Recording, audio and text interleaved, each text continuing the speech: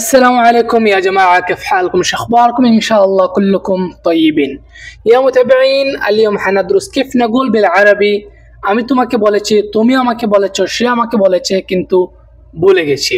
এই ধরনের বিভিন্ন রূপ। يلا نبدأ। আজকে আমরা প্রথমে যেই বাক্য শিখবো সেটা হচ্ছে قلت لك। قلت لك অর্থ হচ্ছে আমি তোমাকে বলেছি। قلت لك আমি তোমাকে বলেছি, এটা হচ্ছে পুরুষবাচক এবং স্ত্রীবাচক হচ্ছে গিল্ট লেক। Guilt lake. তো এটা হচ্ছে একটা অঞ্চলের উচ্চারণ এবং বিভিন্ন ধরনের বিভিন্ন রকম উচ্চারণ আছে বিভিন্ন অঞ্চলে, যেমন গিল্ট লেক, গুলথ লেক, গুলতেল লেক, এভাবে বিভিন্ন ধরনের উচ্চারণ আছে। তো আপনি যে কোনো একটা উচ্চারণকে গ্রহণ করতে পারেন অথবা আপনি যে অঞ্চলে আছেন সেই অঞ্চলের উচ্চারণটা গ্রহণ করতে পারেন। তো বলেছিলাম গিল্ট লেক এটা হচ্ছে পুরুষবাচক আর গিল্ট লেক এটা হচ্ছে স্ত্রীবাচক। এখন আমি তোমাকে বলেছিলাম, এখন যদি আমি বলতে চাই যে আমি তোমাকে বলেছিলাম ইয়া ইমরান, قلت لك يا عمران، قلت لك يا عمران، قلت لك يا مريم، قلت لك يا مريم। আমি তাদেরকে বলেছি قلت لهم، قلت لهم। আমি তোমাদেরকে বলেছি বা বলেছিলাম قلت لكم، قلت لكم। আমি তোমাদেরকে বলেছি قلت لكم। এবার আমরা শিখবো তুমি আমাকে বলেছো। গিল্ট লি, গিল্ট লি, তুমি আমাকে বলেছো গিল্ট লি। আর সেই ব্যক্তি যদি স্ত্রী হয় আর আমি বলতে চাই যে তুমি আমাকে বলেছো, তাহলে বলবো গিল্টি লি। গিল্টি লি পুরুষবাচক গিল্ট লি আর স্ত্রীবাচক গিল্টি লি।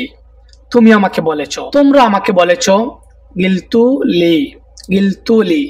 তোমরা আমাকে বলেছো গিল্তু লি। তারা আমাকে বলেছে গালোলি, তারা আমাকে বলেছে গালোলি, গিলতুলি, গালুলি। এখান থেকে আপনারা বিভিন্ন ধরনের বাক্য তৈরি করতে পারবেন। ধরুন যদি আপনি বলতে চান যে সে আমাকে কিছু বলেছে, তাহলে বলবেন গিলতলি শাই, গিলতলি শাই। সে আমাকে কিছু বলেছে গিলতলি শাই। আর যদি মহিলা হয় তাহলে বলবেন গিলতিলি শাই। এবার আসি সে তোমাকে বলেছে গাল লাক। সে দুজন যদি পুরুষ হয় তাহলে বলবেন গাল লাক। আর প্রথম জন যদি মহিলা হয় আর দ্বিতীয় জন যদি পুরুষ হয় তাহলে বলবেন গালাত লাক, মানে সে মহিলা তোমাকে বলেছে গালাত লাক। আর যদি দুজনই মহিলা হয় তাহলে বলবেন গালাত লেক, গালাত লেক। আর যদি একজন যাকে বলা হয়েছে সে যদি মহিলা হয় আর যে বলেছে সে যদি পুরুষ হয় তাহলে বলবেন গাল লেক। গাল সে পুরুষ বলেছে, লেক তোমাকে, তুমি মহিলা, মানে তোমাকে বলেছে। এখানে মনে হয় আমি বিষয়টা গুলিয়ে ফেলছি। আশা করি আপনারা বোঝার চেষ্টা করবেন, মন দিয়ে একটু মনোযোগ দিয়ে দেখার চেষ্টা করবেন। আর আমি চেষ্টা করবো সুন্দর করে লিখে দেওয়ার জন্য যাতে আপনারা বুঝতে পারেন। গালু লাক তারা তোমাকে বলেছে, গালু লিক তারা তোমাকে বলেছে। গালু লাক এটা হচ্ছে পুরুষবাচক আর গালু লিক এটা হচ্ছে স্ত্রীবাচক। এবার আমরা শিখবো সে আমাকে বলেছে। সে আমাকে বলেছে গাল্লি, সে আমাকে বলেছে গাল্লি, এটা হচ্ছে পুরুষবাচক।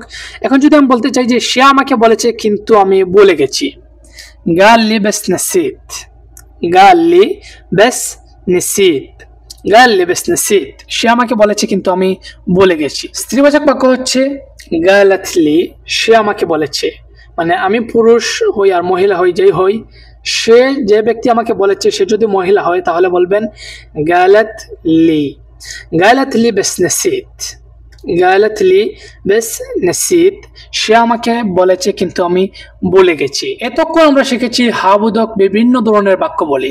এখন যদি আমরা নাবোধক শব্দ তৈরি করতে চাই তাহলে প্রত্যেকটা বাক্যের শুরুতে এক একটা মা যোগ করে দেব। যদি বলতে চাই আমি তোমাকে বলিনি, মা গিল্ট লাক, মা গিল্ট লাক, মা গিল্ট লাক, মা গিল্ট লাক এটা হচ্ছে পুরুষবাচক আর স্ত্রীবাচক হচ্ছে মা গিল্ট লিক, মা গিল্ট লিক। আমি তোমাকে বলিনি। তো এভাবে আপনারা পরবর্তী বাক্যগুলো মিলিয়ে নেবেন যে আমি তোমাদেরকে বলিনি, আমি তাদেরকে বলিনি। তো এবার আমরা শিখবো তুমি আমাকে বলনি, মা গিল্টলি, মা গিল্টলি।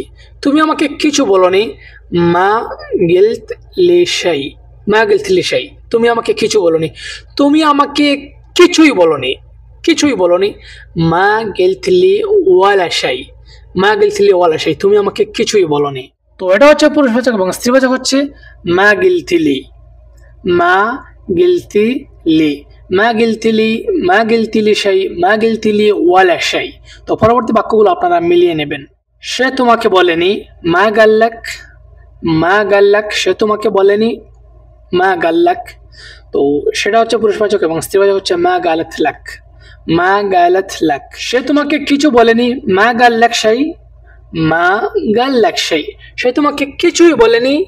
মা গাল লাক ওয়ালা শাই, মা গাল লাক ওয়ালা শাই, তারা তোমাকে বলেনি। মা গালু লাক, মা গালু লাক। তো এভাবে আপনার তারা বলেনি বা সে বলেনি, আমি বলিনি, তুমি বলেনি, এ ধরনের বাক্যগুলো আপনারা নিজেরা তৈরি করার চেষ্টা করবেন, তাহলে আপনারা আসলে সহজে শিখতে পারবেন। বা যদি আপনারা বেশি বেশি চর্চা করেন তাহলে সেগুলো আপনাদের মনে গেঁথে থাকবে, অনেক দিন পর্যন্ত সহজে মুখস্থ হবে।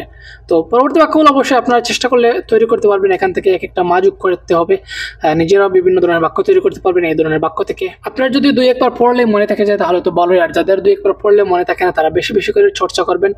আর যাদের বেশি বেশি চর্চা করতে আসলে ভালো লাগে না বা আপনারা চর্চা করতে পারেন না, তারা আসলে একই শব্দ প্রতিদিন একবার করে পড়ার চেষ্টা করবেন, এভাবে কয়েকদিন পড়ার চেষ্টা করবেন। অথবা একই ধরনের শব্দ বা বাক্য ধরুন আজকে পড়েছেন, তারপর 7 দিন পর আবার পড়বেন, আরও 7 দিন পর আবার পড়বেন, এভাবে 4-5 বার 7 বার পড়লে আপনার এগুলো এমনিতে মুখস্থ হয়ে যাবে। এখানে একটা বিষয় পরিষ্কার করা অবশ্যই প্রয়োজন, যেটা নিয়ে আমি প্রথম দিকে খুবই প্যারার মধ্যে ছিলাম, আর অবশ্যই আপনারাও এই শব্দ নিয়ে খুবই প্যারার মধ্যে আছেন, তাই না? তো যারা প্যারার মধ্যে আছেন তাদের আর প্যারা নেওয়ার প্রয়োজন নেই। আজকে আপনারা এটা শিখে নিন যে গিল্ট, গিল্ট অর্থ কি আমি বলেছি, তাই না? মা গিল্ট লাক, আমি তোমাকে বলিনি। আবার একই গিল্ট দিয়ে তুমি বলেছ কিভাবে হয়? মা গিল্টলি, তুমি আমাকে বলনি। গিল্টলি, তুমি আমাকে বলেছ, মানে একই গিল্ট দিয়ে তুমি বলেছ আমি বলেছি হয়ে যাচ্ছে, তাই না? আসলে মূলত বিষয় হচ্ছে গুলতু। গুলতু অর্থ হচ্ছে আমি বলেছি, আর গুলতা অর্থ হচ্ছে তুমি বলেছো, এটা পুরুষবাচক শব্দ। তো এখানে বিষয়টা হচ্ছে যে ফুসহাতে সব সময় প্রত্যেকটা হারাকাত পড়তে হয়, কিন্তু আঞ্চলিক আরবিতে শব্দের শেষ হরফের যে হারাকাত থাকে সেগুলো আসলে উচ্চারণ করা হয় না। যেমন গুলতু আর গুলতা, দেখুন গুলতা অর্থ হচ্ছে তুমি বলেছো, আর গুলতু অর্থ হচ্ছে আমি বলেছি। এখন যদি আমরা আঞ্চলিক আরবির নিয়ম ফলো করি তাহলে গুলতু থেকে পেশটা কেটে দেব, মানে কি থাকবে? গুলত বা গিল্ট। আর গিলতা, এটা থেকে যদি আমরা জাবারটা কেটে দেই শেষ হরফের, তাহলে কি হয়? গিল্ট, মানে একই শব্দ। তো এটাই হচ্ছে বিষয়, মানে মেন শব্দ হচ্ছে গুলতু বা গিলতু, গিলতা। আর আঞ্চলিক আরবিতে যেহেতু শব্দের শেষ হরফের হারাকাত উচ্চারণ করা হয় না, সুতরাং শব্দটা গিলতি থেকে যায়, যেটা দ্বারা আমি বলেছি তুমি বলেছো অর্থ করে। তো এটা দ্বারা পরিস্থিতির উপর নির্ভর করবে যে আসলে কে কাকে বলছে, আমি বলছি নাকি তুমি বলছো। আবার অনেক সময় আছে যখন এটা আসলে পরিষ্কার হচ্ছে না যে আমি বলেছি নাকি তুমি বলেছো, তখন আপনারা অবশ্যই পরিষ্কার করে বলে ফেলতে পারেন যে গুলতু বা গিলতু, গিলতা। এই সমস্যা কি শুধু এই শব্দেই? না, এই সমস্যাটা আরো অনেক শব্দগুলোর মধ্যে আছে। তো সেগুলো আপনারা বুঝে নেওয়ার চেষ্টা করবেন। যেই নিয়মটা শিখেছি, যখন আমার অর্থ করে গুলতু মানে আমি বলেছি, মানে আমি যখন হয় তখন শেষে একটা পেশ থাকে, আর যখন তুমি হয় পুরুষবাচক তুমি, তখন শেষে একটা জাবার থাকে, গুলতা। এরকম বিভ্রান্তিকর যেসব শব্দ আছে সব শব্দের একই নিয়ম। ভবিষ্যতে এ ধরনের আরো বিভিন্ন শব্দ শিখাবো, সেখানে আপনারা বিষয়গুলো পাবেন। তো তখন আশা করি আর বুঝাতে হবে না। তো যাই হোক, আজকের মধ্যে এখানে আল্লাহ হাফিজ। ইমরান আল্লাহকে থাকা, আসসালাম।